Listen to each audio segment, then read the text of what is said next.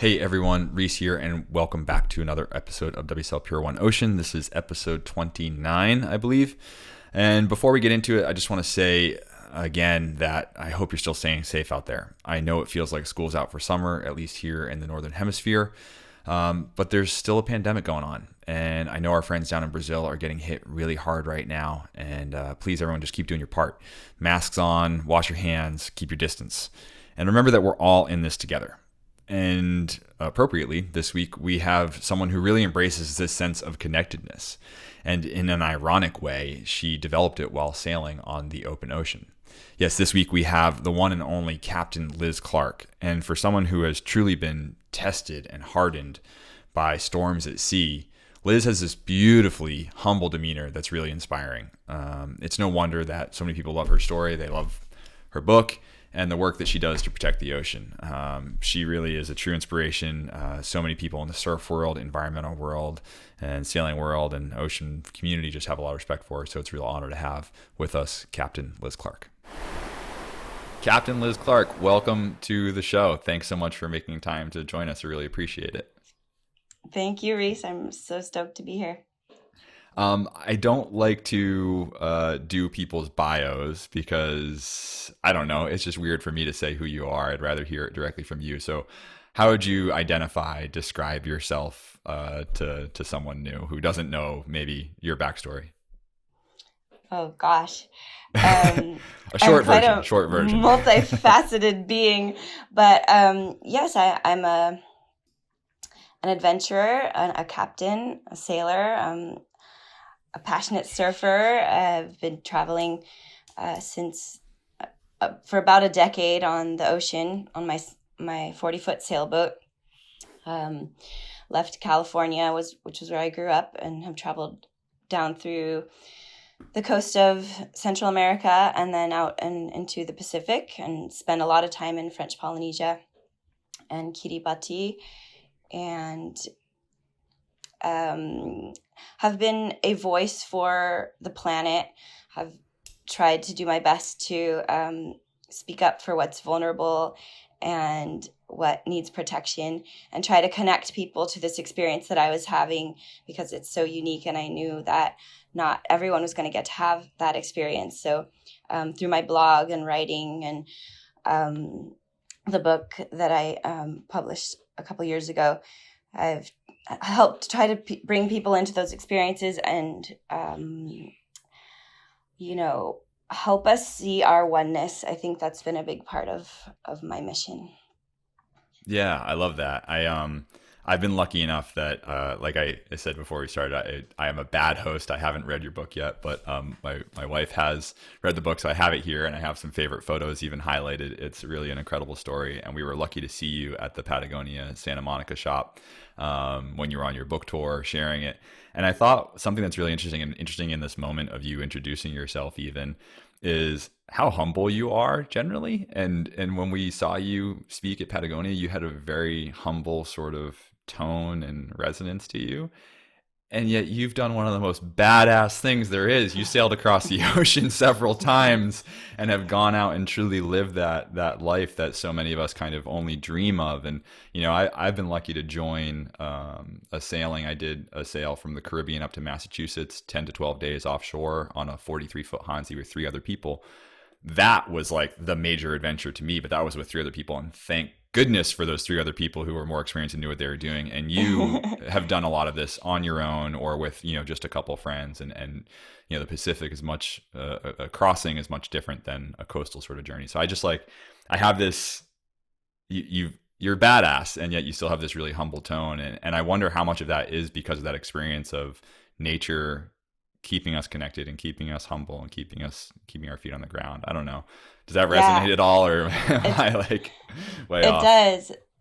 It definitely does. And I don't think I left such a humble person when I was taking off. But I definitely feel like my experiences out there on the sea and with so many different cultures and peoples have really kind of put in perspective,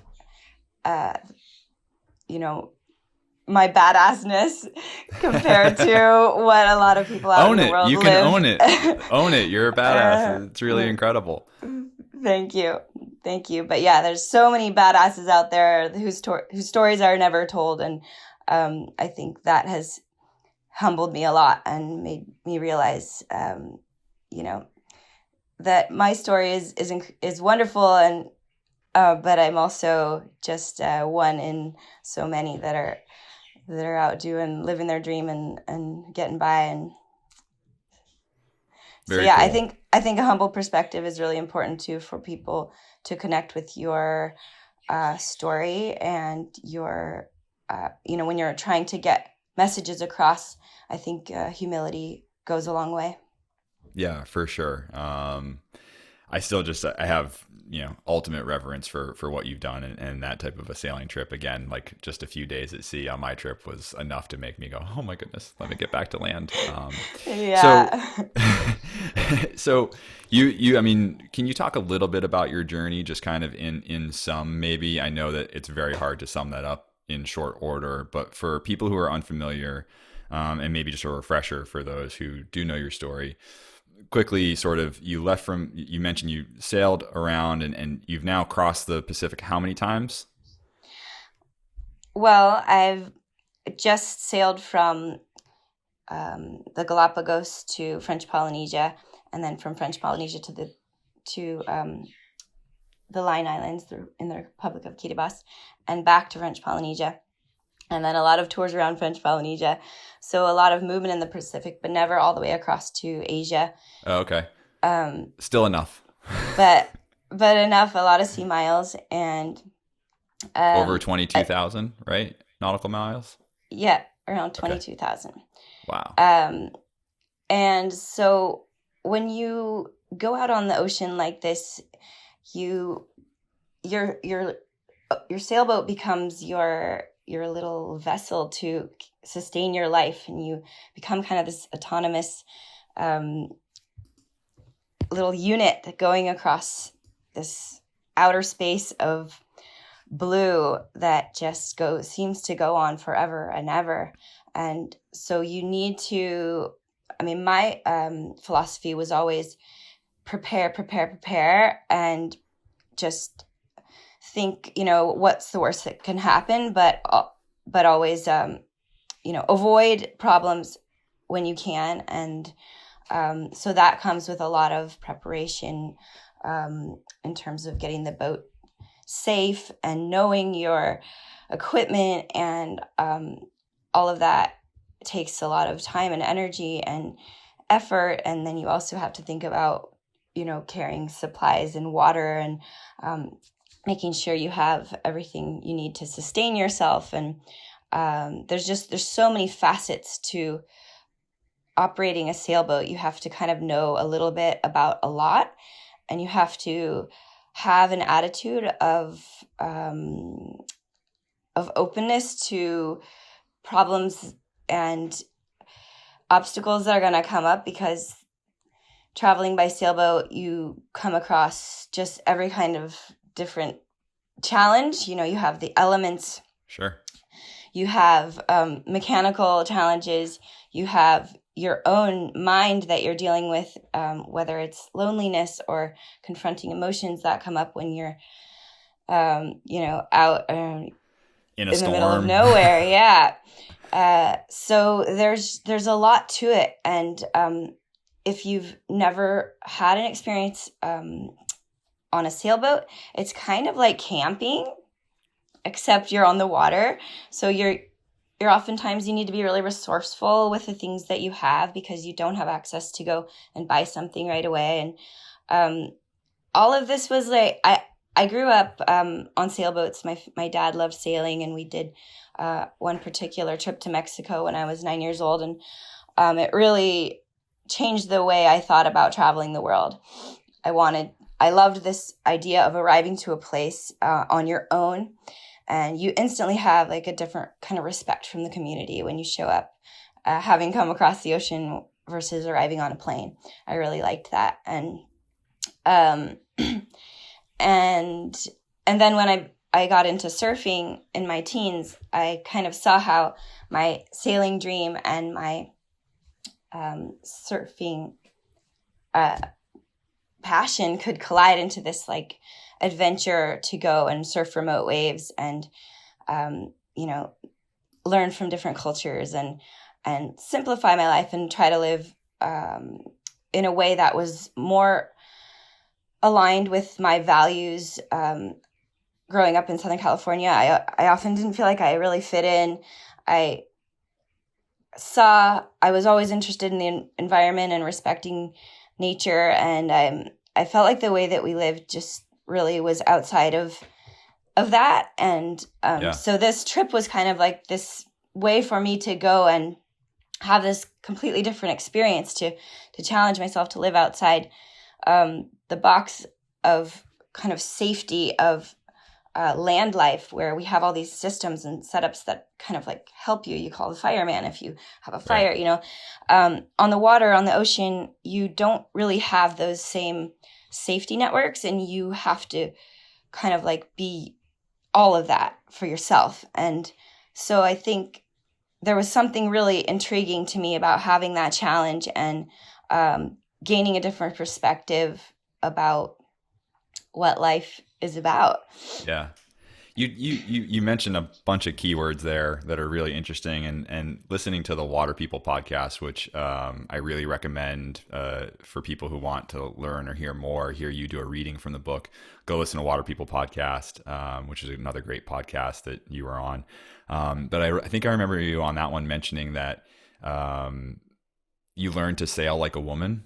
Or, you said something along those lines of sailing like a woman, not sailing like man who's going out and conquering things and crossing things and, a very male sort of approach, but being like, okay, what are my strengths and how do I make that, or how do I take what I have and live within those restraints, or embrace that? I don't know. I thought that was such an interesting line. And just in your retelling just now, talking about the way in which you touched down into places and came in and said, because I sailed there, you came in with a different approach to the community. And then my wife had also mentioned that you even built community. It seemed like you built community wherever you went. You tied into people, and whether it's other sailors or the local community. So I just find all of that to sit in this space of being at one with nature, similar to what you said before, being more in touch, kind of listening and feeling and sensing more than going out with like, this is my mission and I'm going to go do this thing, regardless of what the ocean provides you or what those communities provide you. And that's not even a question. That's just a rambling reaction to what you're saying. But that's kind of what I get a sense of. And it feels like that's what's maybe pushed you even further down this path of activism and environmentalism. And I don't know, does that make sense? Am I the worst podcast host ever? I don't even ask questions anymore. No, not at all. No, I appreciate you bringing that up, because it was such an important transition in my life, actually, kind of realizing, sailing is such a male dominant sport, and anyone who's done what I've done, I mean, there's so few females who have done this. And right.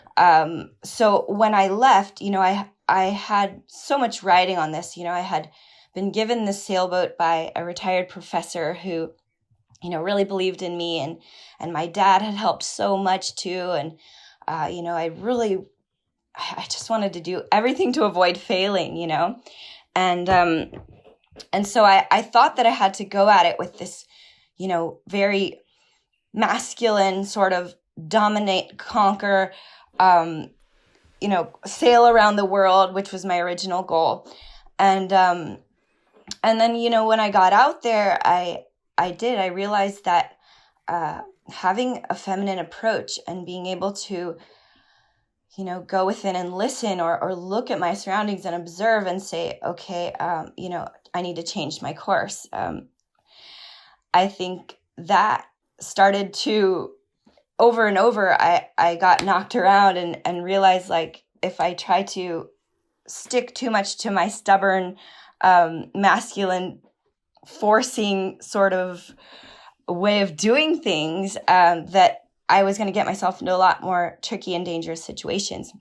And so it was a big transition in me actually embracing my femininity, which for a long time was very hard for me to kind of, I never fit into like any sort of Western idea of a feminine, what was beautiful or feminine.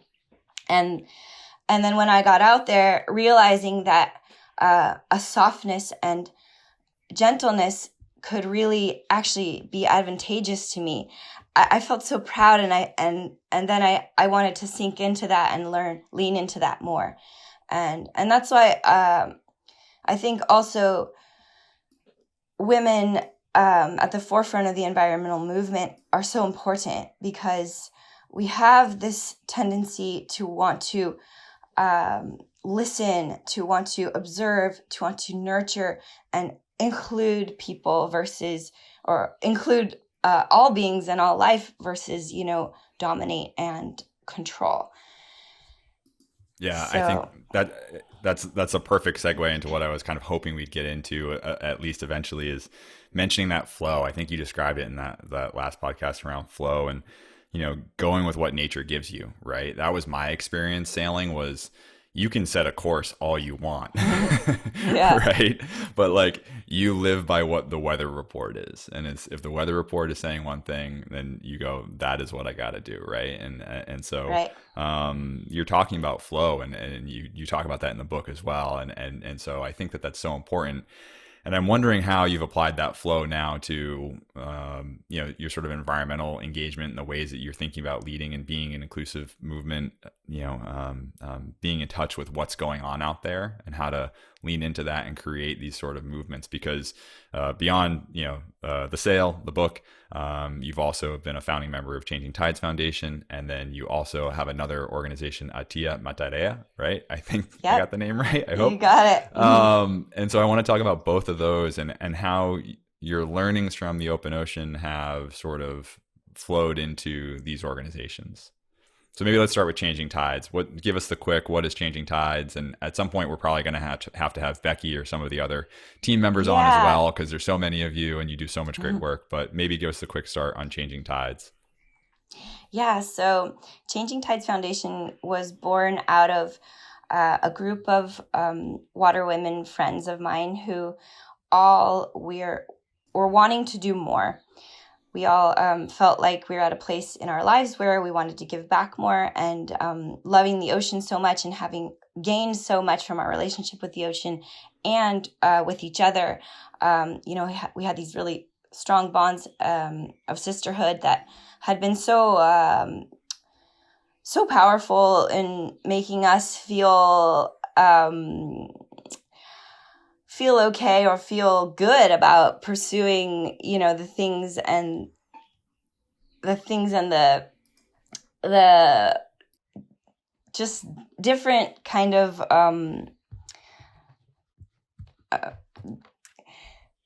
just being a woman and embracing each other and lifting each other up had given us so much power. Sorry, I lost my little train of thought there. It's all good. But so Changing Tides Foundation kind of came together on that foundation of wanting to empower other women to protect the planet. And we have our fearless leader, Becky Mendoza, who has been so crucial to getting us off the ground. But every one of us brings something unique. Leah Dawson and her surfing skills and her filmmaking skills, Gianca Lazarus and her photography, Anna Santoro and her amazing capacity to bring people together and make people feel included. Everyone involved just has something unique to bring to the table. And it's been really fun to just explore with each other and see where we can go and see how, what we can do to give back. And we've done a lot of empowerment through surfing in communities around the world. We've done some work with bringing clean water to places. We've done a lot with plastic awareness. I'm scrolling the website right now for those who are actually watching. For those listening, you can go to changingtidesfoundation.org. And I'm just kind of scrolling the website while Liz is going through everything here, just to kind of show it off a little bit. And you've done a lot of projects all over the place, from Peru to Hawaii to the plastic swear jar, which I think is one of the things you're maybe better known for because it's just such a great concept, which I love. Yeah, I love our composting project as well on the North Shore. That came from a trip I did to Georgia for a Patagonia talk, and I met this guy who was doing composting. He was riding his bike around and collecting compost in his neighborhood, and he'd started this just grassroots idea of, making sure compost in his community was going back to soil and local farms where it could be turned back into food. And so, we got that model going on the North Shore now, and super exciting to be able to be, sequestering carbon in the soils and removing that food waste from landfills. So lots of exciting stuff happening with Changing Tides. Awesome. And do you want to talk about Matairea? Matairea? Yeah. I struggle with it, but I got it. All good. It's Tahitian word, so tricky to pronounce. So in the last couple of years, I've after I published the book, I decided to settle on land for a little while and have a land adventure. And so I'm Is that in a small harder or easier than being out to sea? Right now it's also new, so it's really exciting. I'm trying to grow a lot of my own food, and all of it's very exciting. I kind of was ready for a new experience after almost 14 years living on Swell. So I'm part of a very small community in Tahiti, and there a bunch of my surfer friends, kind of for a long time we'd been talking about all these issues and things that we wanted to change in the community. And so finally we got together and decided, the time is right. Let's do this. And so we kind of looked at wanting to protect the most vulnerable things in our community, which felt like the environment, animals, and the youth. So love that. Yeah, we have it's a broad spectrum, so there's a lot to do.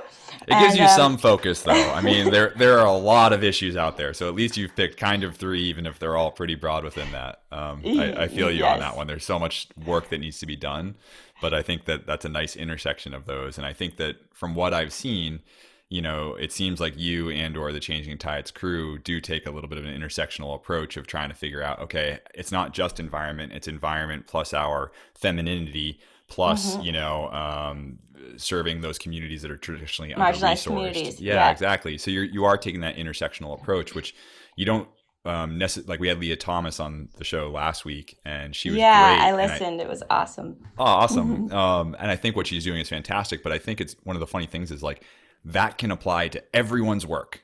Whatever you're doing, intersectionality and should apply. And I think that's cool the way that you guys have done that. So yeah, sorry, I'm just scrolling the website. Keep going on. Yeah, no worries. So, and I think that's a lot of what my sailing trip taught me too, is that, all of these things are interconnected. And so sometimes we need the people who are good at bridging and communicating how these things overlap. And that's one of my strengths. I'm not as good at going in with the microscope, but I am good at helping people see where things connect and overlap. And so at Tia Matairea, we have a very cool, diverse group of people as well with lots of different strengths. And so we have started with, we started last year with a lagoon protection project, which kind of overlaps with One Ocean in terms of trying to protect a percentage of our lagoon here. Yep. And we were very successful with that project. It's supposed to be being written into law in July. And so we've basically tried to create anchorage zones because more and more year after year, and this could be my fault for making sailing look so fun. No. Is this your penance? There are more sailors showing up, dropping anchor, and it's your fault for making it look cool? And it is. It's my fault. So we've created these anchorage zones that help traveling sailors and pleasure yachters from around here know where the anchorage zones are that are free of coral and won't be causing damage if they drop their anchor in those areas. So we've been able to create those zones. And, we don't have a lot of resources. We're very new. And it's been so cool working.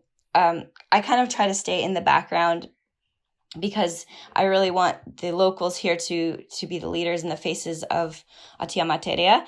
And it's just been so cool, which is another reason why I just think more and more that Indigenous peoples should be at the forefront of these ocean conservation and local conservation movements, because they are so resourceful.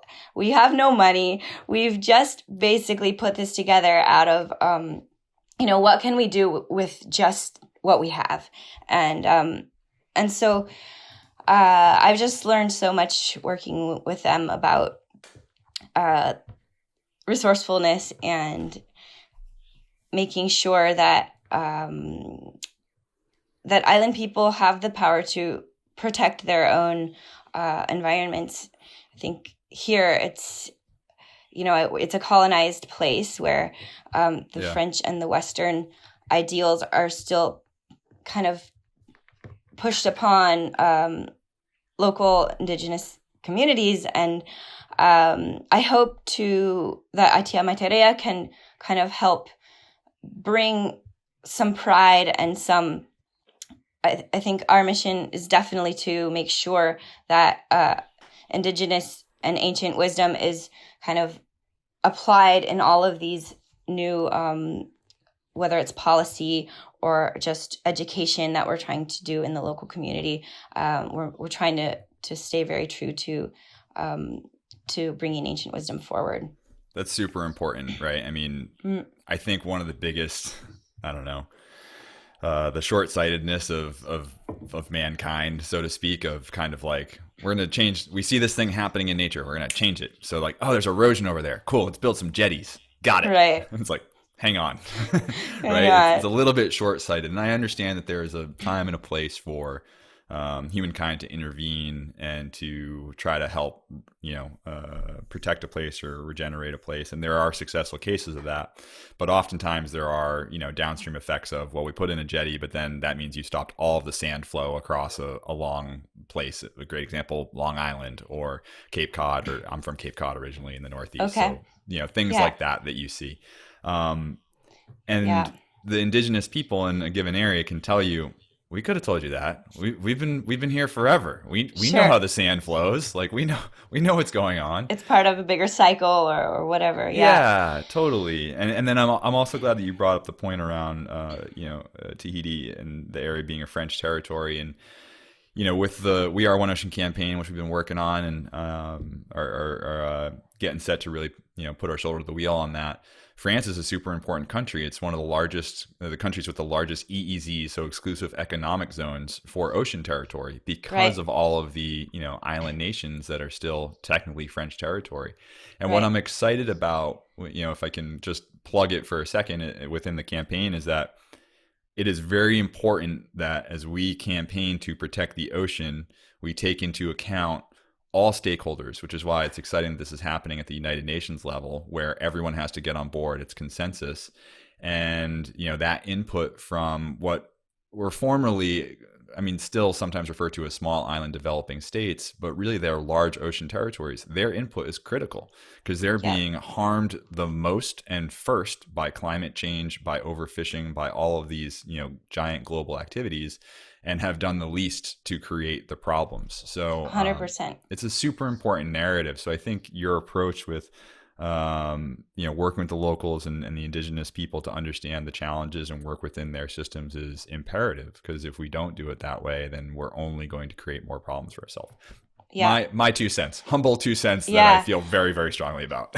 I am 1,000% in agreement with you. And I think that was the most sobering realization is when I was out in these atoll islands, and people are so kind and giving, and they always made sure I had what I needed or felt very welcome. And coming from a background of environmental science and already 10 years ago understanding what was coming, and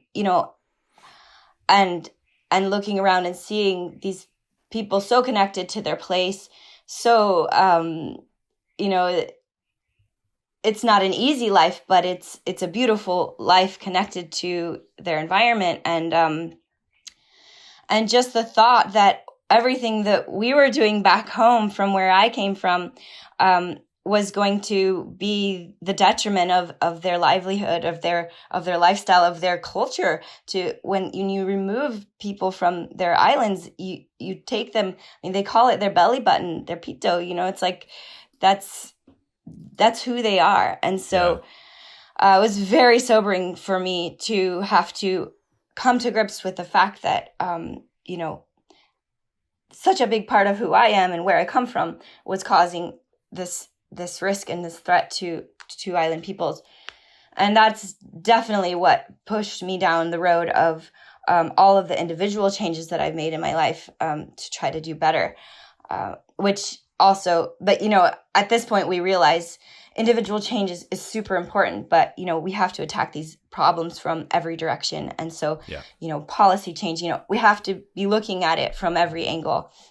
And, but yeah, that's definitely where so much of my original kind of desperateness to do something more for these people came from. You know, that's why I became an advocate for climate change before it was popular, before people were before Greta. Talking. Yeah. Well, I think it's incredible. I mean, what you've done, and you hit on a really important note, right? Which is like the individual action, but that's one part of creating that bottoms up support, but we need that collective action and the policy changes. And, you know, we need everything, right? We have to do everything we can as soon as we can. And so, you know, we get into this a lot. You know, people ask like, well, what can I do? Sure. And it's like, skip a straw. Sure. Right. But it's like, skip a straw and vote. Right? And vote. So a lot of people did. This is a good way to segue into the questions, because a lot of people did have questions on tips that you have around going vegan, tips on living a more sustainable lifestyle. I don't know, maybe you could sum up some of your like kind of basic prime tips for average people out there, and or maybe some of your pro tips. Like what are the ones that your average person isn't thinking about that maybe is some of the resourcefulness you've learned from, you know, indigenous people, and or being out to sea where you have to save every single scrap of everything to use again. Yeah. I think definitely being a smarter consumer first. That applies to so many things, but if you keep that in the forefront of your thoughts, I think that's a very good place to start. I like that. Understanding the impacts of your purchases and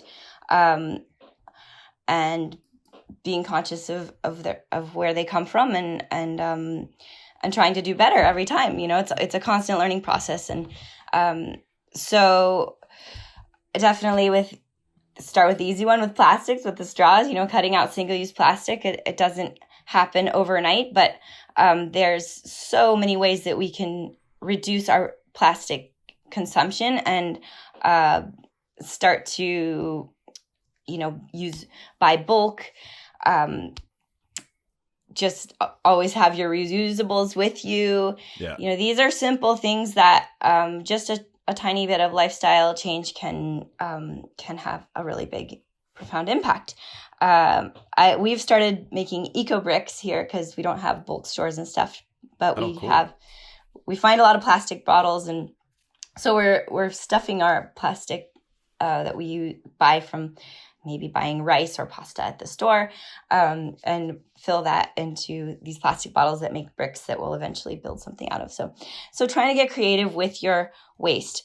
I think that leads to another really important thing is composting. Trying to be conscious of obviously recycling and doing those things, but if you can keep your food waste out of your other trash and make sure it's going back to the land, that's a huge food waste is a huge climate. It's a huge climate additional source of emissions, I guess. Yes. Would be the way to sum it up. Yeah. Yeah. Methane is produced in landfills from land waste, food waste that isn't getting broken down. Yeah. Back into the soil. And so composting is a huge other individual thing that you can do. And that's why we kind of focused on that in Changing Tides. But everybody who has a little piece of land or a backyard can do composting, and people in apartments. That's why more and more there's movements to have, municipal composting. And I really am a fan of that. Yeah. I think I've chosen to focus on a plant-based diet, or moving towards eating more plants, because of the profound impacts of the animal agriculture industry on our land and on our oceans as well. Mm-hmm. I think it also occurred to me at some point when I was sailing and living from the oceans that, it's really important to know where your seafood is coming from, because when you don't, you could be contributing to a huge amount of bycatch that's caught in industrial fishing. And just the industrial fishing practices today are just cleaning the ocean out of fish. Yeah. And then, so at some point, I, as much as I do love eating fish, I think they taste really good. But I also realize that in these places that I'm sailing, people are living off of fish. They need those fish to survive. And in places where I can survive off of plant-based foods, I prefer to do that. Yeah. Tahiti has no fishing regulations.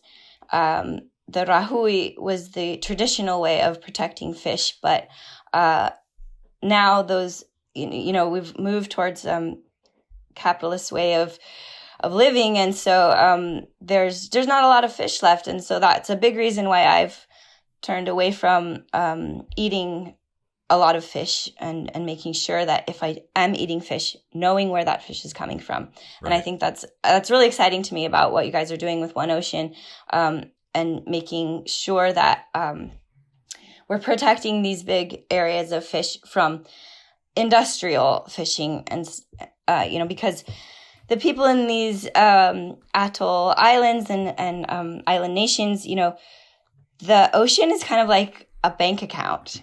It's like they don't have other ways of having a retirement plan, or, in Kiribati, there's no other nation that's supporting them and making sure they have a pension. So the ocean is their retirement plan. It's their bank. It's their refrigerator. So, we need to make sure that developed nations are not just extracting all the fish from these places and leaving them with nothing. Already totally. The oceans are so fragile, and with acidity and all the things happening, we really, protecting a third of the ocean is going to really have a profound impact on these nations and peoples who rely on the ocean every day. Yeah, you touched on a couple of things there, which I love this. I would love to rap about this like all day. You touched on the ocean as like a retirement account or a bank account. And there are a couple of things that, make me think of it. One, I've often referred to it as like, the ocean has been collecting debt for us for 93% of the excess, heat in the atmosphere has been absorbed by the ocean. Stored, yeah. And that's like a debt that's about to come due upon us from the ocean. The ocean's about to come up and be like, hi, yeah, so I've been collecting all your debt, all that excess carbon and heat. And now I'm going to take all of your cities that are on the coastlines, right? Right. And coming to claim. Yeah, totally. And then the other analogy that I like in there, and just in the mention of the ocean as a financial sort of resource for these island nations. There was a really interesting study, and I think I've mentioned this before on the podcast, so some people might roll their eyes at me being redundant, but it's super important. All these island nations, they rely on basically two sources of income, or just a couple, right? You've either got tourism or you have fishing, but not necessarily fishing for their own people, selling those permits to other nations to fish in their exclusive economic zones. Yep. Now, what's happening is you can go out and say, cool, this is our area to fish. And you think, okay, we know that we can bank on people buying those permits off of us for the next 10, 20, 30 years or whatever. But what's happening as a result of climate and the climate change and ocean warming is that a lot of these fish species are moving toward colder water, whether that's deeper or in a different direction. And I know that in the area that I'm from, lobster, et cetera, have been moving north and a little bit deeper to colder, more nutrient-rich water. And so what it is an economic problem. It goes beyond being an environmental problem. If we want to, the reason why the business heads and, kind of the global Western sort of mentality starts to wake up and go, wait a second, this is an economic problem. How do we solve for this? This is going to cause a lot of stress for these island nations. So It's really fascinating to hear you reference the ocean as a bank account. And I am excited that you're on board for our 30 by 30 campaign to protect a third of the ocean by 2030.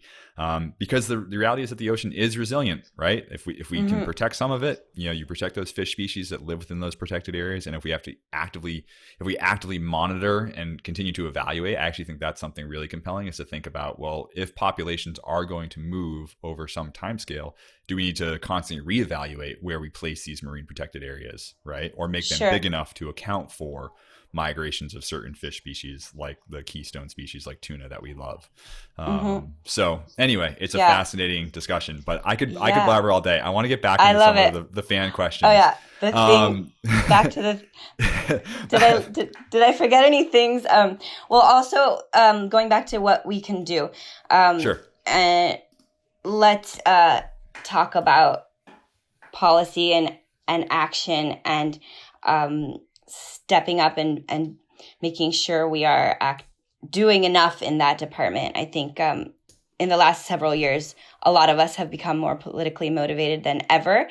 And I just can't reinforce that enough right now, how important it is for us to be engaged politically, especially on a local level. I think a lot more of us need to consider becoming leaders in our local communities. And it's become really clear to me after only about a year and a half of working, kind of planting myself in one place, how much impact you can have when you're working on a local level. So are you running for office? Is this are you announcing? No, definitely not. But it's shown me how when no one's looking, oftentimes, local leaders are much more apt to profit and do the wrong thing and, just overlook the environmental consequences or the consequences of the most vulnerable peoples in a place. And so becoming watchdog in your community for these things can have such a positive impact, whichever route you want to take. And then, I think going back to the question about veganism, I think diet is something that I like to talk about diet, and I focus on it a lot in my own life because I think it's something that we do 3 times a day. It's something that shapes our place. It connects us to where we are. So I don't think it's okay to say that one diet is the best for everyone, or that a plant-based diet is the most sustainable for everywhere on Earth. But I do think that in understanding the facts more and more, that by eating more plant-based proteins and definitely avoiding factory farmed meats, we can have a really positive impact just by changing that. Totally. That's a great one. It's a great one because it's something you can do every day. You have choices to make every single day, and that's an easy one. And I think the important thing that I'd probably like to pull back from your notes earlier on flow is recognize that there's going to be a time when you go home for a family holiday and your parents are going to serve you some meat or something, and you're like, okay, you know what, don't flip out about it, that's fine. Or that there are going to be a time when you're on the road or when you're sailing and you're like, I have a fish. I need a fish. I caught a fish. I'm going to eat the fish. Yes.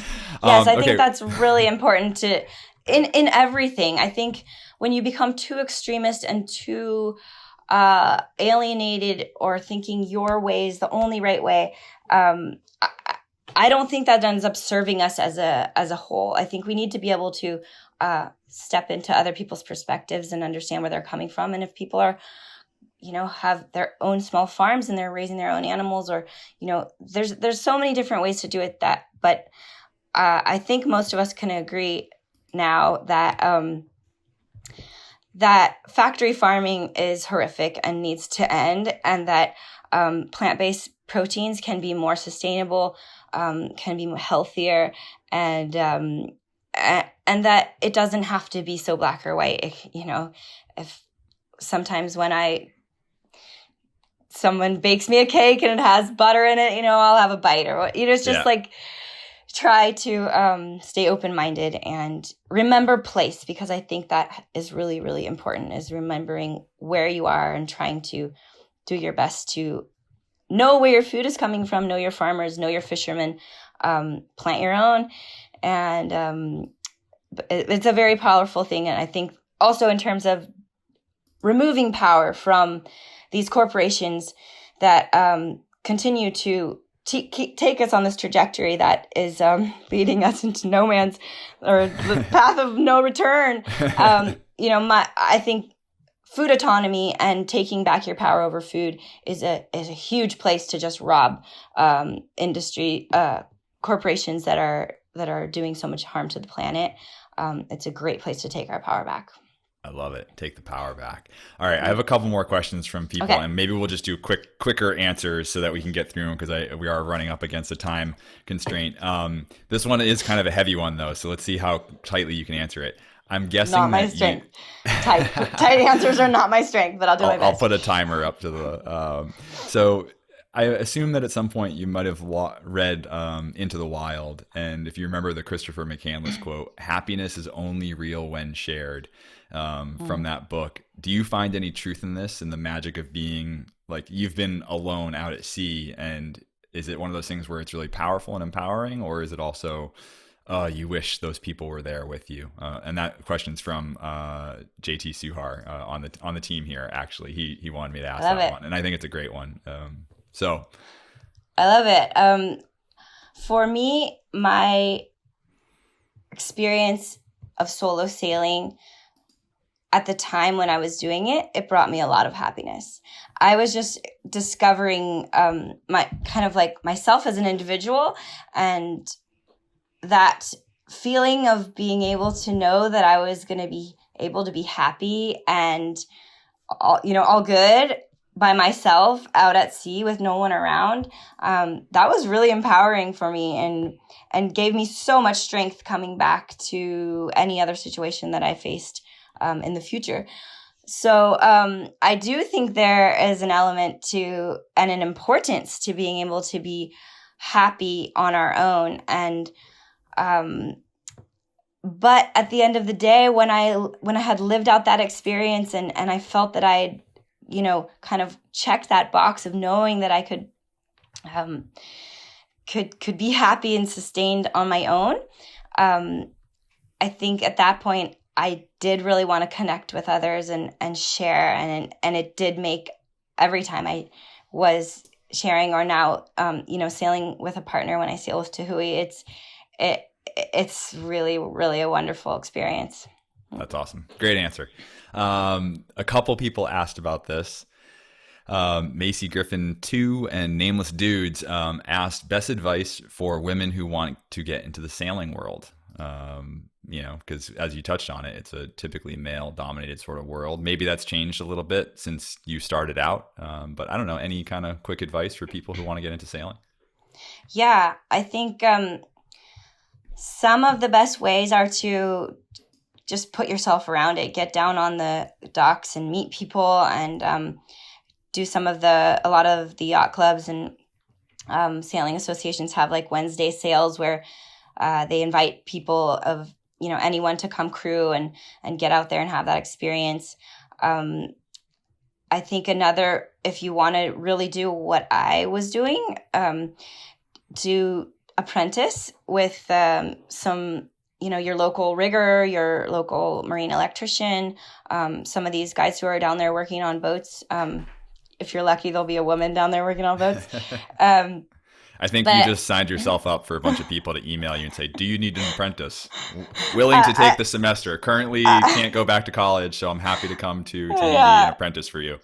I think I need to start something like that, because I get so many requests, and I wish I could help everyone get going on their dream. But I think um, there's a lot of resources right there in your community. You have to just get down there and talk to people. And a lot of times what I found was that a lot of people want to share their knowledge with someone who is willing and open to learn. And so that can become a really healthy exchange and a really fun exchange for people on the other end too. Very cool. All right, one final one. This one is from my wife Annie. Actually, she had a ton of questions, which I've already kind of littered into the thing. But this is one final one, and it might be a tough one. And she was going to say, "What have you learned from the ocean?" And she was going to say in one word, but I'll give you a couple words or a sentence or two. What have you learned from the ocean, just in your experience? It's a tough one. Yeah, I've learned so much, but I think in general, what I've learned from the ocean is to be compassionate for others, which seems kind of odd because the ocean is indifferent, but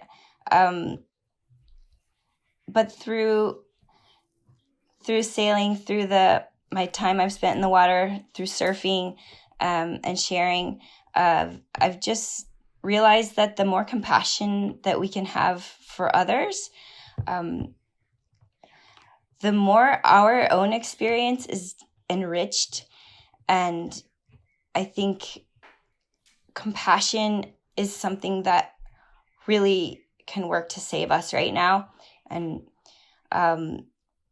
moving away from that kind of Western ideal of autonomy and independence, and thinking that we can do everything on our own, and realizing that we need to step into compassion and kind of see things from other people's perspectives, and help each other and work together as a global family. I think the ocean has taught me that we're all connected, and that it's really important to not be so selfish. That's a fantastic answer, especially what we're currently going through in the world with COVID-19, with the social injustice that is happening, and those are layered on top of the climate crisis that we're already living through daily. So I think that's an incredible answer. And I had noted that on your website, you do just say that one of your lessons learned, we're all just doing our best. And I love that, just kind of recognizing like we are all humans. We're all just chugging along. Okay, final question. This one is an Ace Buchan special. Ace, one of our Pure ambassadors, and he asked it of Senator Surfer from Tasmania. And I just loved it, so I've continued to use it. If you could take anyone in the world on a sail with you or on a surf, his question was on a surf, I guess for you, a sail to a surf. You can take any one person in the world with you to go for a sail and a surf. Where would you go? Who would it be? Or who would it be? Where would you go? And what would you talk about? Wow. Let's see. Who would I take? Oh gosh. I'd love to take Jane Goodall sailing. Oh, awesome. I love it. And where would you go? We might just go to one of my favorite outer islands, and just undisclosed location. Yeah, have some time to. I share so much of her when I've read her books and listened to her talks. So much of my experience resonates with how her experiences in the jungle and with the chimps. And so I'd really love to just sit down and talk with her about her perspective and, furthering some of her missions to save the world. I love that. That's a great answer. Liz, anything else you want to share with us? Anything we missed? I mean, a lot we missed. We skipped over like several thousand nautical miles, but in the interest of time. Yeah, no, this was so awesome, Reese. I think the only last thing that I would just want to remind us as we think about ocean conservation and One Ocean is to model. I've been reading a lot of Ayanna Elizabeth Johnson's work, and I'm so inspired by her project in Barbuda, and how she, put the power into the community to decide what conservation was going to look like. And so I think that we should remember that as we try to save the world. I love it. Yeah, she's all about building community around solutions, and it's a really powerful way to create a team and to include everybody. So Ayanna is a good friend, and we're very lucky to have her in the Pure family. Yeah. So yeah. Oh, cool. That's so awesome. Happy that you dig what she's up to, and she's doing some incredible work, and it's just more great people. So cool. Liz, 100%. Thank you so much. This was really great. All right. See ya. Take care. Thanks, Liz, for joining us. I really love that takeaway. Given all the miles she sailed in the indifferent ocean, she's come away with even more compassion, which is just really inspiring. And I think many would agree that, the world could use more compassion these days. Before we get to the credits, we're trying something new. And this is before we get into Plastic Free July, which is coming up soon. We want to hear from you about your very best tips on how you reduce your use of plastic. Don't just tell me to bring a Hydro Flask around. That's a given. Let's hear your most creative ideas and send it to us in a voice memo to oneocean@wslpure.org. We're going to use the best ones in an upcoming episode. So send a voice memo to oneocean@wslpure.org with your very best tips on how you reduce plastic. Okay, thanks for listening to this episode. If you like this episode, please do us a favor and drop a rating and write a review. It truly helps the podcast grow. Be sure to check out the show notes for links to Liz's site, to her book, Swell, to Changing Tides Foundation, to Matairea. And as always, you can find us at WSL Pure and at wslpure.org. Until next week, I hope you stay safe. I hope you stay healthy. Keep fighting for justice, keep fighting for the environment, and keep up your compassion. All right, see you next time.